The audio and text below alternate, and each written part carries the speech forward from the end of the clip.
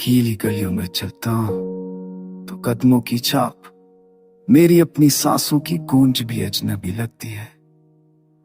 हर दरो दीवार जैसे सवाल करते हैं, वो कहाँ है जो तेरे साथ रहने का वादा करता था। तन्हाई की गूंज में सब कुछ बोझिल लगता है, लफ्ज़ खामोशी सब भारी सा लगता है। मैं चीखना चाहता हूँ मगर आवाज निकलती नहीं, इस अंदर ही अंदर सदा तब गिरा जाती है। Echoes of loneliness एक दर्दनाक सांस की तरह है जो बार बार बजता है। दिल को एक खून में बनता है, मैं चाह कर भी रोक नहीं पाता, क्योंकि ये गूंज मेरी रोक का हिस्सा बन गई। याद है जब तुमने कहा था हमेशा साथ होगे, कभी दूर नहीं जाएंगे।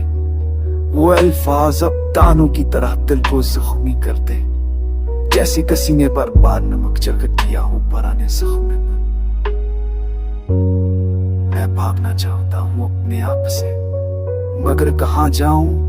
ये साए भी तो मेरा है, ये गूंज, ये यादें, ये धूके सब है मेरे साथ में, मिली हर सांस में, हर धड़कन में बस तुम।